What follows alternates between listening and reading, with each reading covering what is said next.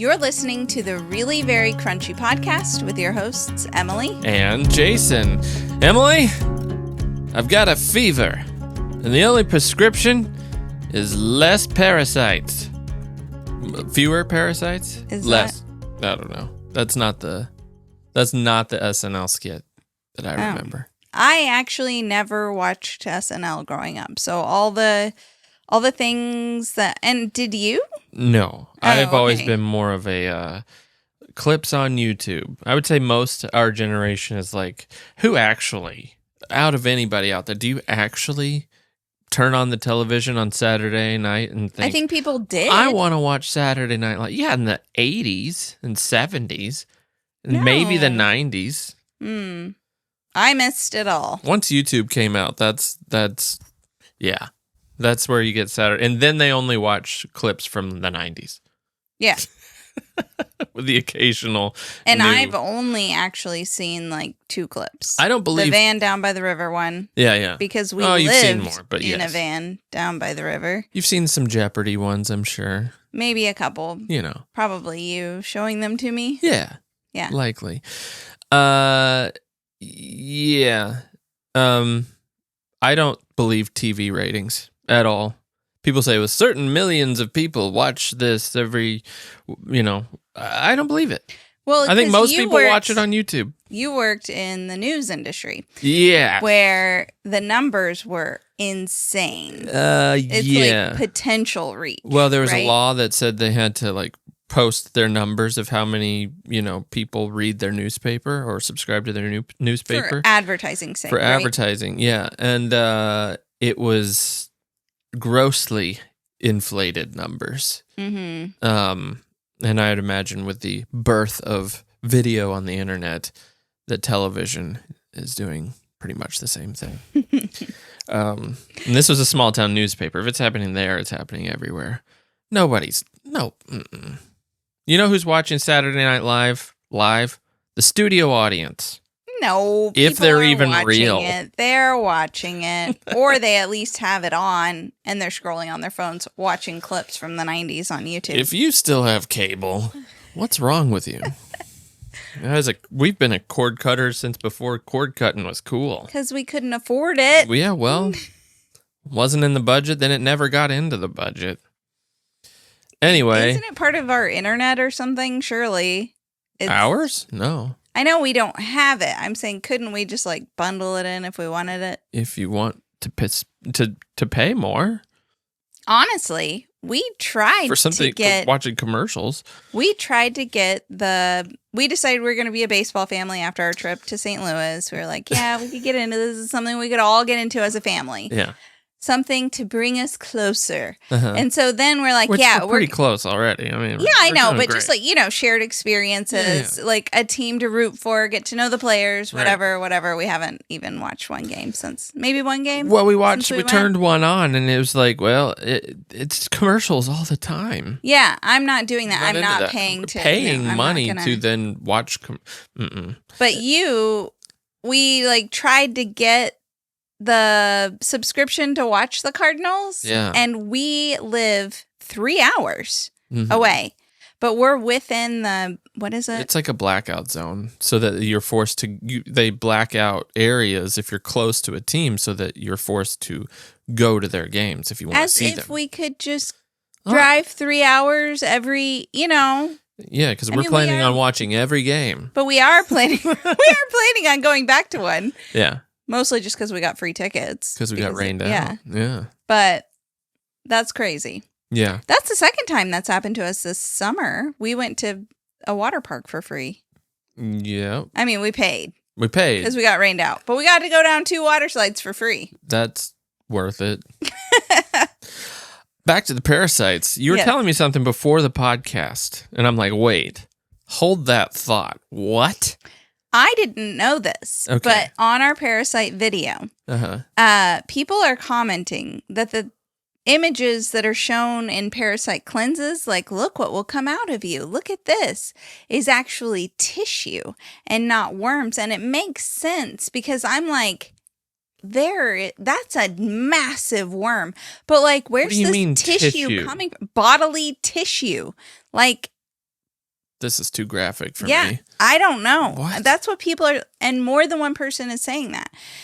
So it has me questioning the validity of this stuff. Oh, I don't believe anything anymore. Oh, I believe in worms and stuff. Didn't you say some people are saying that worms aren't real? Not worms, like this whole parasite thing. And there's so many conflicting things in the comments. One person saying the more parasites you have, the better, because parasites help like keep cancer at bay. No, they were saying, no, wait. Well, probably that was said as well. No, they were saying parasites are closely linked to cancer. So if you have parasites, then you're more likely to get cancer. Oh, they don't eat the cancer? No. Oh. And then another person was saying... almost spread misinformation. Careful. But another one was saying parasites are an essential part of our systems, as you would want very diverse like soil or and microbiome. You want diversity within your body, but I'm like, parasites? I don't know. Who do I believe? I don't know who to believe. And I'm going to tell you this. I know people are out to make money. I know it as an influencer. What a dirty term. Don't say that. Gross. I see it, though. It's, influencer. If anybody... Entertainer. But we are also trying to influence people to purchase products at times, because that is how we make our money. I'm not. But we only promote products that we really do love. I understand that. But like as a entertainer online, there you go. I can see just people make money. We stink at it. We barely share anything in our stories about like, hey, buy this. But if somebody's opening a package, to a brand and they're like, wait, could you share this in your stories? I'm like, I don't know, man. I have a hard time with that. It's in the contract. What? I signed that? I know. You didn't read it first? No! I wrote books, and my publisher's like, aren't you going to share? Nah, I don't know. I mean, I already shared that we were going to write one. Yes. Not we, you. But, so, like, businesses are built on this, and then to show graphic images that's like, look, this is in your body. It's like those billboards you see. If you go through any big city, you see this guy who's like looking down, and it shows his bald head, and then it shows the guy looking up, and his head's like super full of hair. Number one, it's almost never. It's like so obviously not the same guy. And number two, why wasn't it the same guy? Because you could have. Photoshop exists. At least Photoshop it onto the same person. It's not the same person. Right. Have you seen that before? It's ridiculous how bad it is. I see it in Reels now, where they're using AI to create faces for promoting facial yoga. What? So it's like, look at how good your face can change if you do this facial yoga program. Look at how good your face could change if you use an AI filter. The last two images are clearly AI, and the last one has different nostrils. So I'm so confused. It's a complete different facial structure. Yeah. You said Pinterest is a really bad place for AI images right now. It's like you used to actually be inspired by what people were creating. Yes. Yeah. And now it's just like, what a great prompt that was. Clearly not. Yeah. That person is so good at making an AI prompt. Wow. On Facebook, there for a while, kitchen. I was getting, like constant. I'm barely on Facebook now because I can't hardly stand it. I like Facebook Marketplace. I keep deleting the app and then getting it back to get on Facebook Marketplace. That's efficient. Which, by the way, I need to talk to you. Oh. There's some beautiful European scrub pine. Is that what it's called? Scrub pine, I think. What? Dining tables? Doors. Oh. I feel like if we ever did renovate our garage. Oh. No. You know how I talked about right. Like French doors? Nice. Well, there's 4 single doors. I don't know how we could make it happen, but with windows in it? We have to get glass in it. Okay. The doors are there. We'll talk. Are you sure it's not AI generated? They're not AI generated. They're so beautiful, too. And they all match, which the ones and rare. Zeros in it are so meticulously put together. It's wonderful. I love this AI door. Can we get an AI door on our house? But the thing is, so like when you're planning something like that, like we might in the future at some point convert our garage into a kitchen. We're talking about it. Do we unless go we're ahead moving and buy to these France doors because they're beautiful and they're a good deal? That's and how you become a hoarder. That's what happens. Like, well, I might convert my garage one day. No, if you don't start collecting over time, then you won't be ready. These newspapers really need to be in our garage. Not newspapers. We need to make a path of newspapers. I'm telling you. And China. No. We need tons of China. Jason, just in case. I'm talking about I'm telling you the process of how you doors. accidentally become a hoarder. Okay, never mind. 4 doors. Well, we needed that window too, but I'm sure it's gone. No, it's probably still there, but we're not doing that window. Oh. Window's not right. It's we were too small, offered right?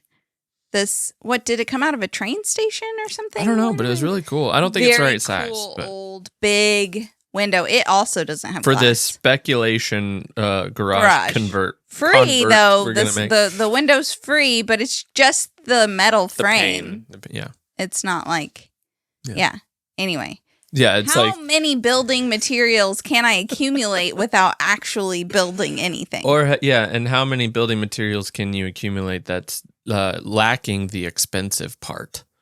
Right. It's like, well, it requires really expensive glass to put in there, but it's free. Glass isn't going to be the issue. It's going to be framing it because it's going to have to be custom framed. And anything with the word custom in front of it is like, well, that's going to cost quite a lot. Even though it costs the same amount for him to measure. Well, our garage is just going to become a place of collecting things for the potential garage conversion that will never happen.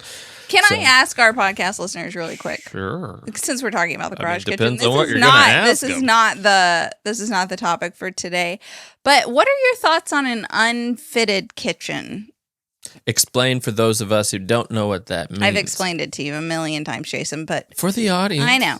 So, it is like when you don't have cabinets built in, maybe some, but a long time ago, kitchens were just pieces of furniture in a room used to, make a functional space. A long time ago, people didn't use cars.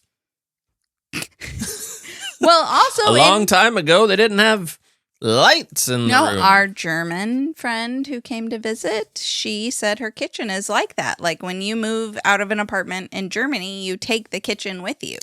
What? Yes, it's unfitted. It's just pieces of furniture put in there to work as a good You just space. have a big hole in it. Well, you got to have drains and sinks. Yeah, there's a sink.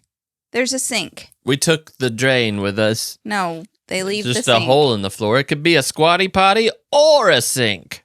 You choose. They leave the sink. Okay. So anyway, if you were going to design a kitchen, would you do built-in cabinets? I think most people would. Because Maybe most people are like, wrong. what in the world are you talking about? No, I bet our podcast listeners know what I'm talking about. I bet there's one or two who don't. Then you could make it look, you could change it too. As your needs changed, you could adapt. And that's true. Yeah. And we don't even have to get countertops then. We need some countertops. We will need some. We should go ahead and get those and just put them in the garage just in case. It's not the right size. We don't know. It's unfitted. We should just turn what we have in our garage to a kitchen. Just be the kitchen. It's unfitted. Doesn't have HVAC either. Very hot. Yes. Miserable. It would be quite the process. But do you feel like, going back to like the AI stuff and like Pinterest and all that is turning into an AI blankscape. Does it, because planning out a kitchen or any kind of space that you may be renovating, it's a creative process. Does that make your creative process worse? Because I know for you in particular, and a lot of people, almost everybody, but you're very inspired by imagery. Yes. Beautiful imagery. Like when I visit, especially visiting beautiful places. Right. Visiting a beautiful hotel. Castles. Seeing all the thoughts. I've only been to one castle. And it was very medieval. It really was like a little the dungeon. too intense. It's very rustic and yeah, it wasn't. This kitchen is inspired by the torture chamber that we visited. I remember walking through that castle being like, this is not. I would not have wanted to live here. This is awful. Yeah. Castles are not actually that hospitable. Well, depends on the castle, Jason. Well, you can't say castles in general are not hospitable. It's okay. That castle was rough. Yeah. But yeah. It was probably more of a ruin, was it? Well, that's kind of what I mean. Obviously, like any modern castle is going to be kind of nice, but any kind of ruin castle, it's not very inspiring. Anyway, go ahead. Sorry. I don't know. Yeah, just visiting beautiful places, seeing beautiful images. I like seeing real things. I like seeing imperfect things. Unfitted things. Yes. Right. I like that. It inspires a lot within me. So, not that my house is like beautifully decorated or I kind of just sometimes I put something up on the wall and I'm like, okay, that'll do. Well, there's a comment on the other day's video. Somebody was like, they love how you decorate the house. From what they can see. Yeah. Yeah. And it does. It looks nice. I appreciate it as well. Thanks. You do a good job. I mean, but I'm just like wanted to put it out there that I know I'm not like Kismet House or something on Instagram. I don't know what that is. Just a big Instagram. An influencer. An influencer. A decorative She influences you. Well, not really. I don't really watch her stuff, but anytime I have stumbled upon it, I'm like, wow, that is really beautiful. Yeah. It's a really good eye. Yeah. Some people have such a good eye for taking like architecture and changing it. That's something I can't see. Like what? I can see like fabrics together looking good or like, oh, that's a pretty piece of art, but someone can see so much potential in a space. Like, I don't know. Yeah. Yeah. Well, that's one type of creativity. People do ask us quite a bit about our creative process. That really is very crunchy. Always a question I get at speeches. Really? Whenever there's like a Q&A. Yeah. What's your creative process? How do you come up with so many video ideas? How do you always come up with new content? Yeah. And I would just say to that it is a very different experience week to week.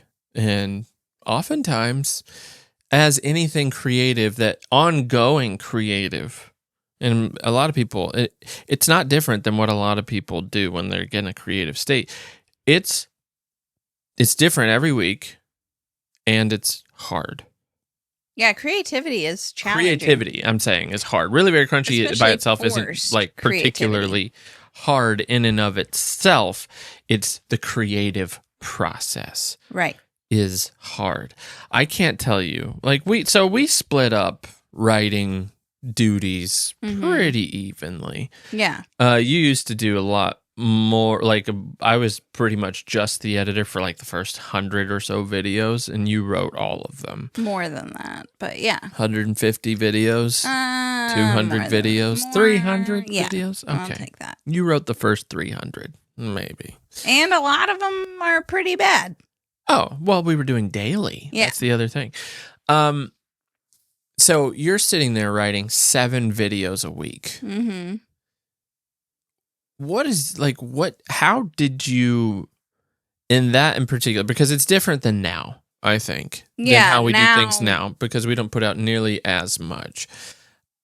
What was your process when you're doing 7 videos a week for 365 days? Mm-hmm. What was your process? How did you get into the zone of like, okay, this is funny, this is a good story, this is good? Like, how did you put yourself there? Well, a lot of times during my day, just living my life, I would try and take note of things that I thought could be funny or could be made funny. Mm-hmm. So that was one way that I got ideas, or just learning bits of crunchy information. See, in the beginning, it was a little bit easier because we had never done a video on sourdough, or we had never done a video on. That's true. We run into a lot of don't want to repeat now. Right. Yeah. like cocoa powder for dry shampoo. Well, that's funny. We already know that can be super funny. And I've already been in situations where it is super funny, where I'm like sweating hot chocolate in an exercise class, you know? Like, so that is, I felt like it was a little bit easier in the beginning because there's just so many possibilities. It was wide open to you. We made this goal to make a video every single day. So then I was just like, okay, I have to have this and I have 3 hours to do it. So I'm going to sit down and do it. Do you think... it wasn't exactly inspired, I don't think. And I was like talking to somebody off camera. Yeah. It's a little easier than what we do now. Yeah. Which has more angles, more depth, more storytelling, more... A little more complicated. Yeah. I think more storytelling too, because over the years, the characters, I guess, have sort of developed into what you see as our online personas, which isn't that different than how we live. We just exaggerate everything for videos. That's interesting to me, like the forced creativity. So do you think giving yourself a deadline? Oh, that's huge for me. Really? That's what happened when I wrote my book. I waited until the last, I don't know, was it 2 months? Yeah. I had quite a long time to write this book. And I just kept thinking, like, I'll get around to it. I'll do it. I'll start in the new year. I'll start when, Yeah. And then I just wasn't doing it because I didn't feel particularly inspired. But then with that deadline looming, right, it was like, well, I got inspiration doesn't matter at that point. Yeah. Yeah, you just have to sit down and do it. I think that was like the worst 2 months ever. Yeah. Honestly. Hated it. The process. Creativity can stink sometimes. I've never been more miserable than when being creative sometimes. Now I can dive into that in a little bit, but like I get what you mean. But and you do that. I mean, sometimes I'll be like, can you come up with some videos while we're gone, whatever. And then I come back and I'm like, so what'd you come up with? And you're like, nothing. Yeah. I came up with nothing. I have 0 ideas. Right. Because I'm like, well, what? I think I have to have a real consequential deadline. If I'm doing the deadline method, I have to have a deadline that actually means something. Like when I worked for a newspaper, we always worked on deadline, but that didn't require much creativity. It did if you wanted it to sound good. I am an award-winning journalist, Emily. It's true. No, but I did. Well, every week I did have to write a column. And that wasn't a huge deadline, but I had to do it. We can't even hardly get out. I think that's a huge thing. We can't hardly put out a monthly newsletter because we don't prioritize it and we don't have a deadline on it. Right. And the problem with us too is that if we have a deadline, there's no consequence for not having it done. Right. We don't capitalize on the potential income that could come from a newsletter if it's even real, because I don't hardly believe it. Well, you don't want to advertise anything. You're like, I want it to be genuine. I don't want to advertise anything in the newsletter. It's sacred. We barely like doing commercials on our podcast. And so, your aversion to advertising is, I have to say, the very worst. No, it's the very worst. But for you all listening out there, I want you to know, if you watch, like if you see, we love the people that we advertise with. However, it is grating. Painful. It is painful to Emily. I don't care. I'm from a marketing background. I'm like, let's sell the people stuff. And, Emily's like, this needs to be the absolute best thing, and I still don't want to advertise because I don't want to sell anything. I just want to provide joy to people. It's true. But I also... The products we push should also bring joy. They do. However, can I openly talk about this? I'm not sure. I don't know. So hold on, let's go to a commercial break again, and then we'll discuss. So say like the Prana mat. I genuinely do love it. Yes. I think it's a great product. I didn't have to pay for it. So then I feel bad being like, go invest your hard-earned dollars in this thing that I didn't have to pay for. You don't have to pay for it, but you do believe in its benefits. Right. So you're not saying, it's not like but you don't would I there's believe a difference. in the benefits if I had to pay for it? You'd probably believe in it more. True. Because you invested money and stuff into it. And yeah. Well, yeah, that's why I get so embarrassed when people ask me, like, where's that dress from? Well, it is a beautiful dress. This is from Where's Goodwill. That dress from? This is from Goodwill. The store doesn't even exist anymore in Christopher Sponsored by Goodwill. Goodwill donated this dress for this podcast. No, but like I'll be wearing something that Pine and Smith sent me, which I love her clothes. They're super crunchy, but I didn't have to pay for it. Yeah. And so you feel bad. You feel guilty because you didn't pay for an item. Right. But then I'm telling someone else to pay for the item. But you can't just buy every item. And if it, you got to try it out. That's we the did thing. Pay for our tooth pillows. So if you're interested in learning about that, we actually paid for those. The link is in the description. If the benefits of tooth pillow, you should look it up and then use our link. It's crazy. But that's not what this podcast episode is. It is now. Get yourself a tooth pillow and your children, all of them, especially if you have a family of 9. Well, affiliate, #affiliate. I am putting the link there. But back to the creative process. Okay. I think that, for me, a deadline is one of the best for true life inspiration. See, getting comfortable is dangerous. That's where like the deadlines don't necessarily matter. So going back to what I was saying was that we have a deadline on our newsletter. We don't really advertise much on our newsletter. We might say, well, here's t-shirts, which actually I haven't even done, I don't think. We've only advertised t-shirts on the podcast. No, I think you did do it. Did we? I think you did an email. Oh, maybe. Okay. We still have a stack of t-shirts. I guess the email list didn't want it. But like, so I don't know how to where when you get comfortable, and I think getting comfortable is a dangerous place for creativity because you don't have to put out a video today. You don't have to put out an email, which we haven't in the last 3 months. You don't have to, like, the podcast happens. And this is part of a personality thing, I think, because we've talked about like a type B personalities or whatever, which we are. If we weren't under a contract with our podcast that we have to, or network that we have to put out so many episodes a year. You don't think it would happen? I think it would happen. Well, I can't say that because we put out videos all the time. Okay. Let me take a step back. There are certain goals, like if there are, to me, tangible goals.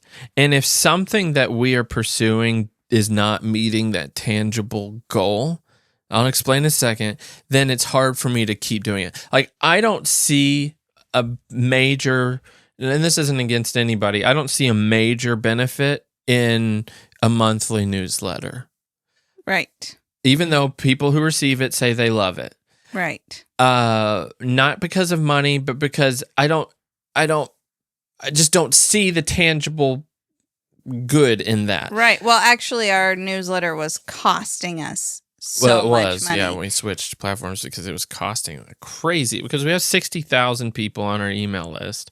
So it costs $500 a month. More than that. And we were not just to have those, to keep those emails. Yeah. So I kept telling you, Jason, though, just switch to like monkey mail or whatever it is. Monkey mail.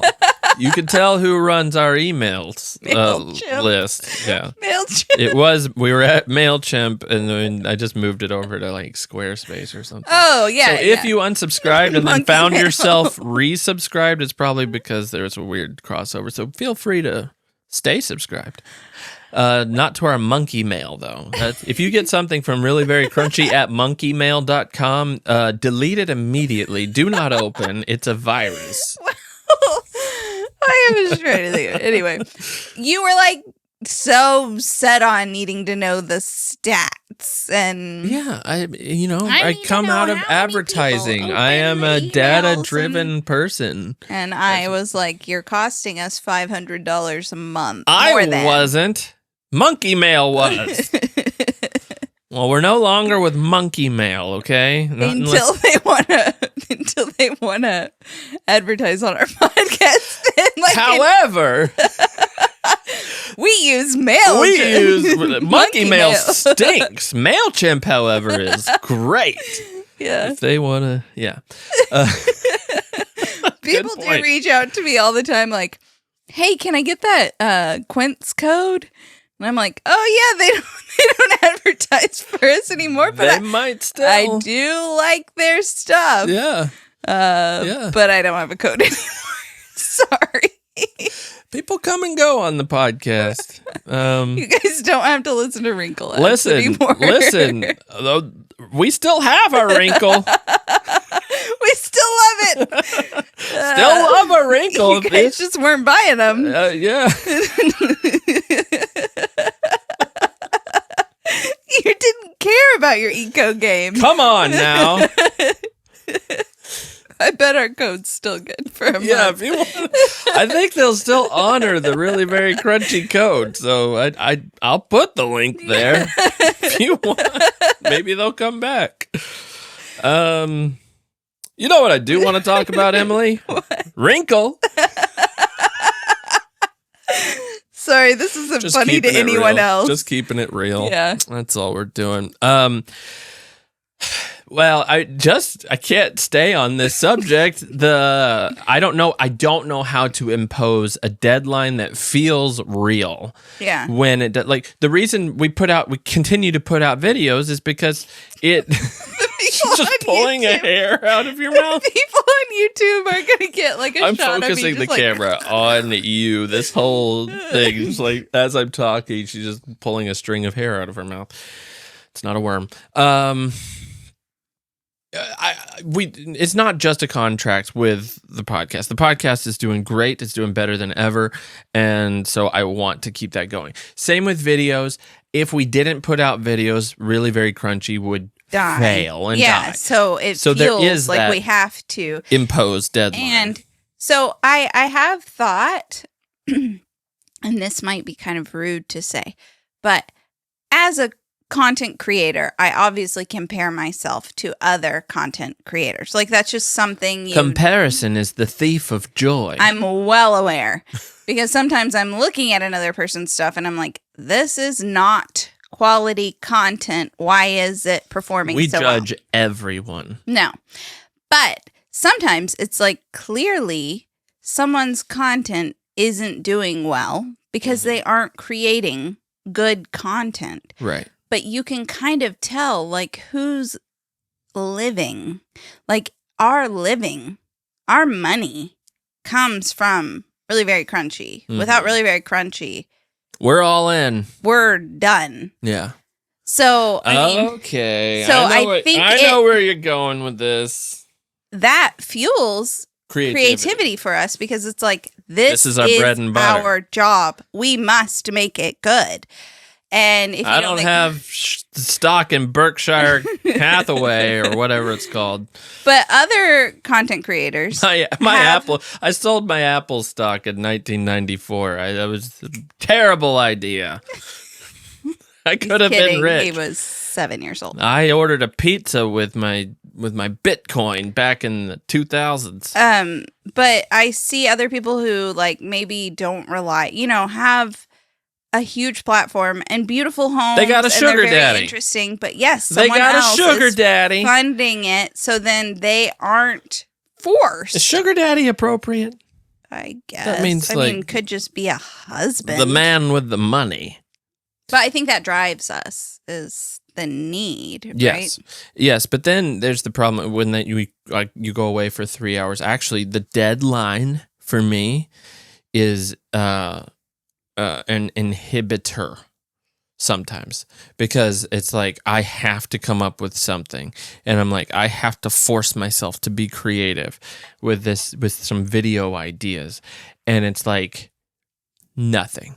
Absolutely nothing. The other day, though, I'm like, I can't just go to a coffee shop, sit down with a blank screen on the computer and think, I'm going to come up with video ideas. That doesn't work for me either. Well, it especially doesn't work for me in a public place where there's private, noise. public doesn't matter. It's the same thing for me. It matters to me. I can go sit on our deck or sit in the boys' bedroom. That's where we work, which is really kind of weird. Like, yeah, well, there's a couch in a far corner of the house where nobody goes. Yeah, it's quiet. There's a couch. So, I can go sit up there on that couch and come up with stuff, but I cannot go to. Well, I don't get the chance to, Jason. I'm making the meals. No, I will make chicken curry every day if you'll come up with all the video ideas instead of just half. No, well, that doesn't work. So I'm telling you, it's the same for me. It's the same either way. I go to a coffee shop, whatever. I go to a quiet room. Then why do you go to a coffee shop so often? I like their coffee. I don't know. It's the same. And the other day, I went for a run, put on some music with the intention of thinking I want to come up with video ideas for Really Very Crunchy. And I want to tell you, in that run, 90 degrees outside, humid is a swamp, sweating, my heart racing. I came up with like 10 video ideas. Some of them are garbage. Some of them are, but some of them are a little less garbage. Yeah. Yeah. And I'm just saying, so there are ways. People have rituals. Different people have different rituals for their creativity. And I think one that has worked for me time and time again is physical activity that just shoots blood into my brain. I think my brain just goes dormant. And it's like, I need movement. I need something to just be pumping through my brain. And ideas start coming out. That's really worked for me. When you were writing so many books, you wrote 20 books. You used to go on walks all the time. Yeah. That was like what... So that's always been a thing for you. Right. And I really think, so that must be your thing. And I really think that deadlines must be my thing. I think you're right. Because we come up, a lot of people compliment us on our ads. There's always like, this is how ads should be. This was the best ad ever, whatever. Sure. I come up with most of the ads. You do. Can I say something about this? Because of a deadline. Right. Can I say something about this? It is infuriating working with you sometimes, because I will labor over an idea, or whether it's an ad or just a regular video idea. And I'm like, I can't think of this. What is this? I've got this kind of an idea right here. And I'll sit there for hours trying to think of something. And then I come to you. We sit out on the deck. This happened with one of our last ads that we did. We sit out on the deck. You're like, please, can you just sit down and think about it, Emily? It wasn't 5 minutes. And you're like, okay, here's the video. You outlined it, and it's like, that's perfect. It's hilarious. It gets the ad across. It's like, it's infuriating. I don't even know how you do that. Is it the deadline, or what is it? Yeah, I think it's the deadline. It's like, you have to come up with it right now. We need 20 videos before tomorrow, Emily. But I know that's not true. And 17 podcast ideas. It is funny. We're in a podcast network, like we talked about. And that sounds fun. Sorry, I can't sing. Well, let's try again. Ready? That sounds fun. Was that on key? I have no idea. Couldn't even hear you. Yeah. Quit those voice lessons. No, so, but our contact in the network was like, could you guys go ahead and give us like a list of upcoming topics, series you're going to be doing? Yeah. This was on, what, like Thursday or Friday? Yeah. And we're like, We don't even know what we don't know what's coming out Wednesday. Yeah. We have no idea. When we sit down, I just want to say back to her conversation. Well, that sounds fun. If we ever did it. We always think we're going to get ahead. That's the goal. We're going to knock it out. We're going to come up with ideas so that we're not scrambling at the last minute. That's something I don't think a lot of people know either, is that, and I don't like to necessarily advertise this, but you're the podcast family, and you get to know us more than anybody else. Usually every week, we don't have anything recorded till like Sunday night. Sometimes and the next video comes out Monday. Tuesday night. No. Oh, you mean I'm for talking videos? About for videos. Oh, yeah. Yeah. So we usually try to put out Monday, Wednesday, Friday. You shall not work on the Sabbath. Well, we do. Well, Sabbath is a Saturday. So. We always come home from church and film. Yeah. Well, we didn't today, except we're filming now. Yes, this is on a Sunday. We're ahead. I thought you meant the podcast. Yeah. No, we definitely sometimes record the podcast on Tuesday night. It has happened. That's actually pretty miserable because I want to get it out on Wednesday morning, ready for people to listen on Wednesday morning, and it's a process because we now upload video to Spotify. Ding.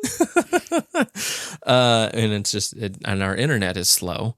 Yeah, you know what's annoying? When we lived in South Korea in 2011, our internet speed was like blazing fast, and it's 2025 in Kentucky, and it is 10 times slower than what we had back then. Mm-hmm. That's annoying. Just wanted to throw that out there. We need fiber. There's something in psychology today talking about how mood matters for creativity. But it doesn't have to be a good mood. That's right. Yeah. Wow. No. Okay. Well, you know this intuitively. Yes, because I always feel like I have to be in a great mood to just be creative. No. Okay. Think about musicians. Some of the best songs were written when someone was super low or depressed or heartbroken. Or think about like... I'm not going to have sorrow and come up with a great comedy video. Visual artists. I guess I could. Creating a masterpiece of moodiness because... Well, yes, okay. Creativity in general. I guess that's true. Comedy, though. Yeah, I mean, that's tricky. You have to sort of be in... Well, if you have mean comedy, if you're like, well, I'm going after this person. We very rarely do whatever. That. No, well, there was a time. And you would do it more. Well, I'm just mean by nature.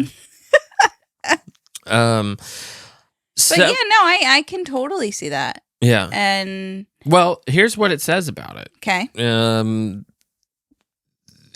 So a good mood tends to like positive emotions broaden our mindset by encouraging us to try new things. That's where it's just like you look at things from different perspectives. That's where it's just like You're open. That's kind of like where your idea stage comes in, I think, a lot of times. Negative emotions, however, narrow your vision and constrict your thinking. It's almost like this hyper focus. If you're feeling negative, it's just like you can dig in. Yeah, on I can the see one that. thing. I mean, it's sort of like that with our HVAC video. Because it's hot. Oh, right. And our HVAC isn't keeping up. Oh, yeah, that was born out of a little bit of anger. Yeah. So, I can see that. It's hot in here right now. Yeah. Turned off the AC so the noise doesn't annoy people. When you were writing your book, did you ever get into what they call the flow state? No. I'm sure you did. No, I didn't. Really? Yep. Nope.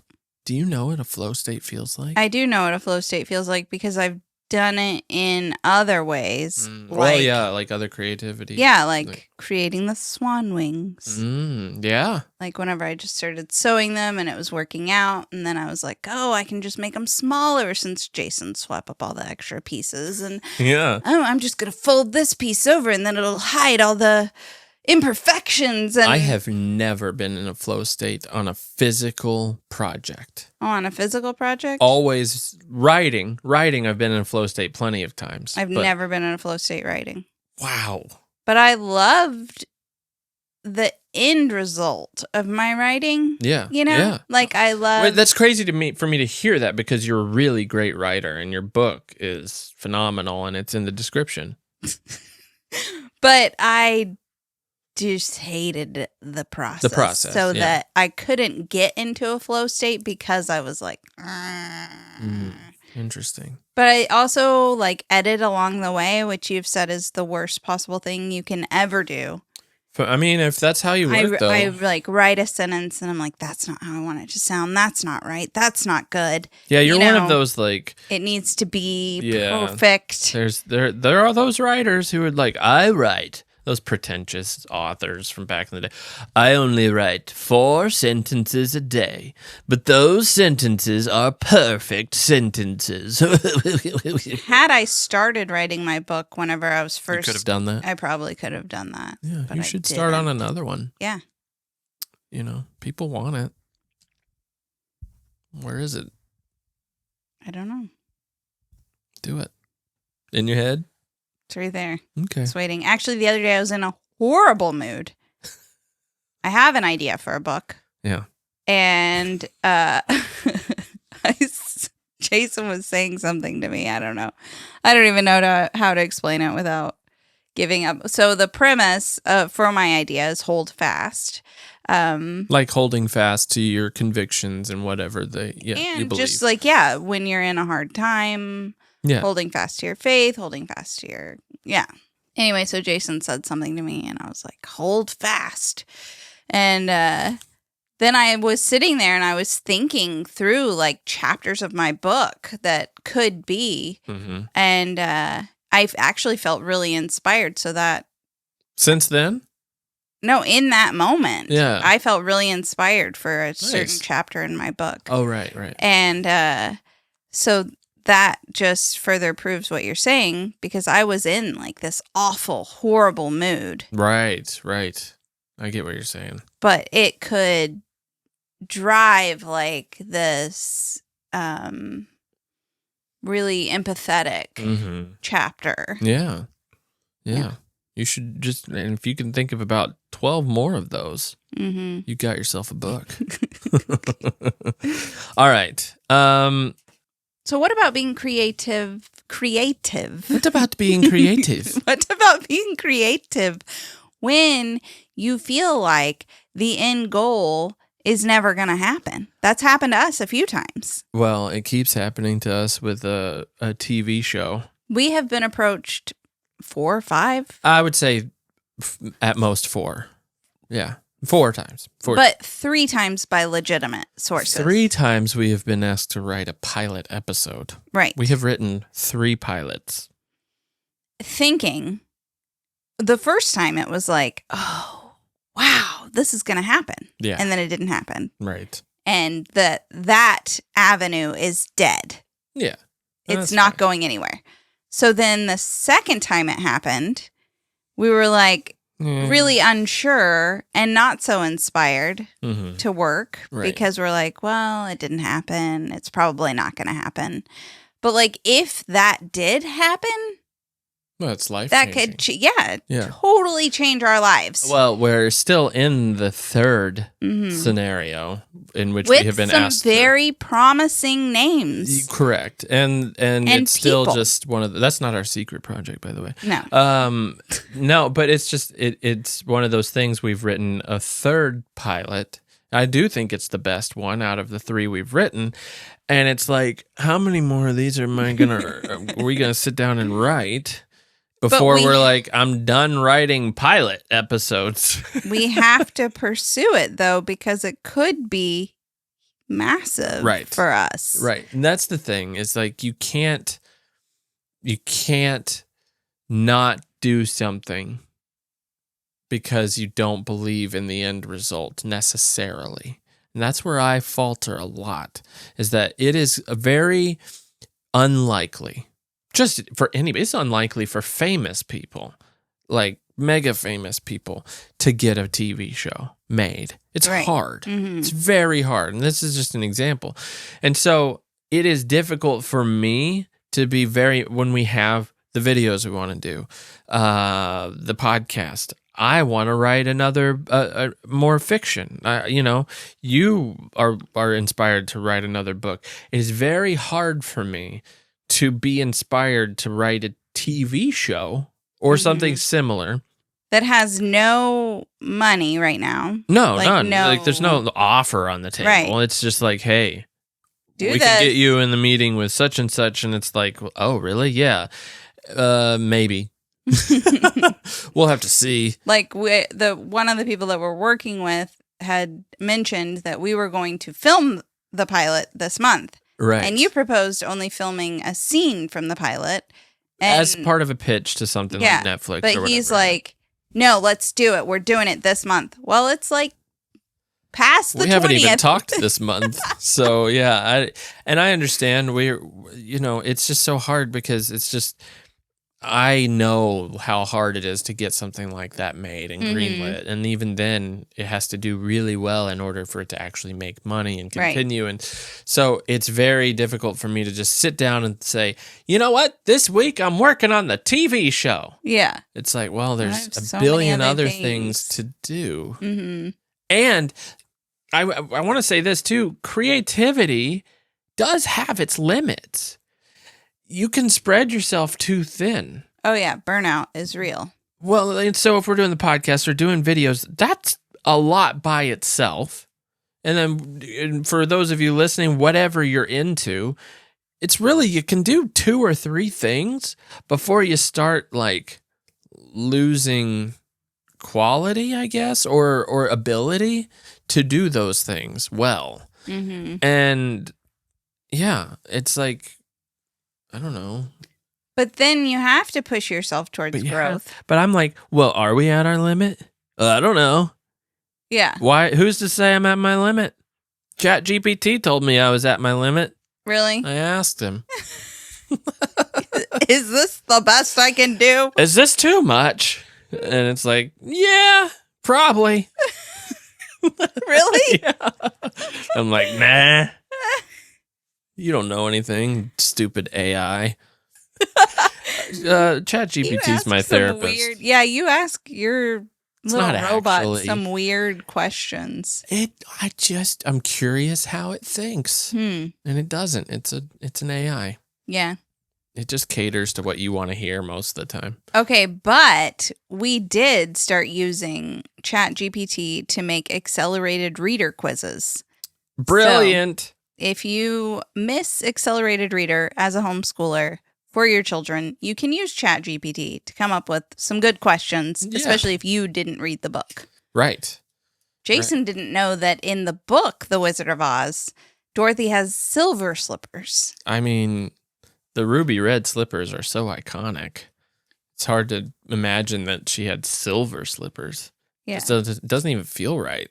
Mm-hmm. But you know what else doesn't feel right? People who listen to the show and don't leave a review.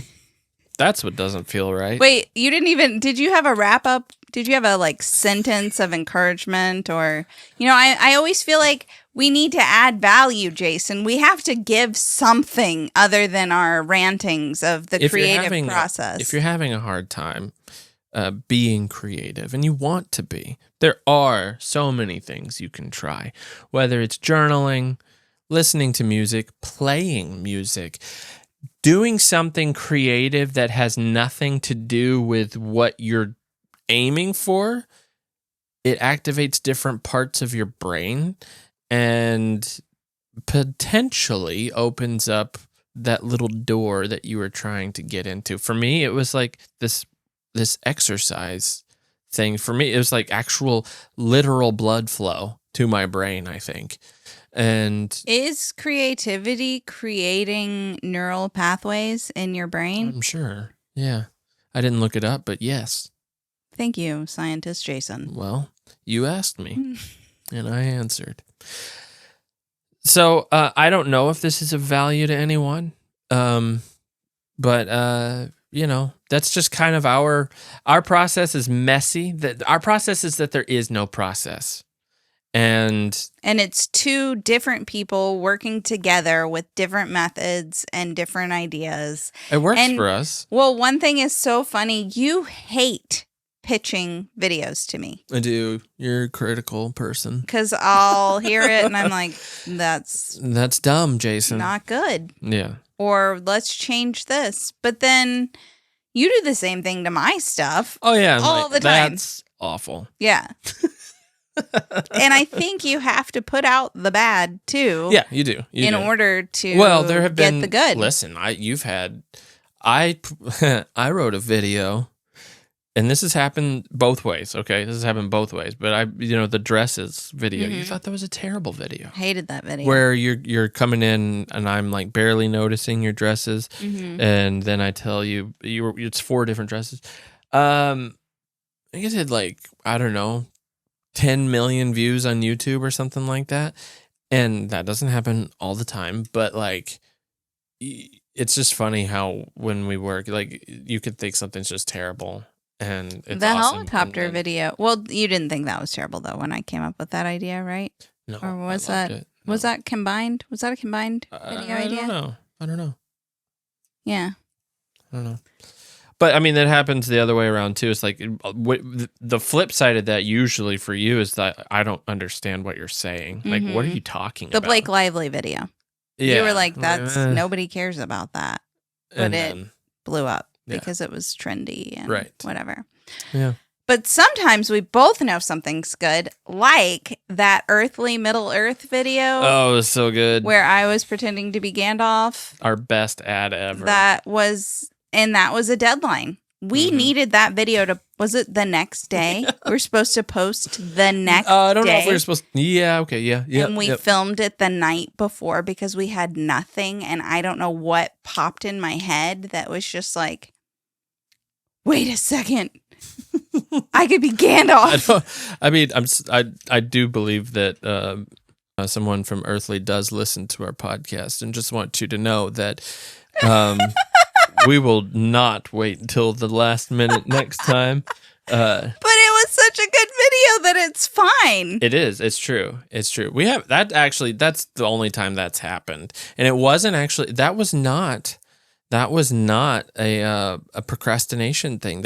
We labored over that video. Oh yeah. It has to be right. It has to be right. And then you thought of this Middle Earthly thing, and it was just like, bam, that's a great video.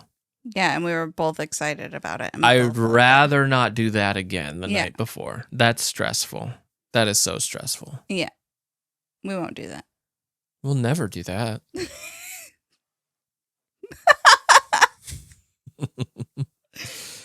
Well, if you like Earthly, go to earthly.com/RVC and or something.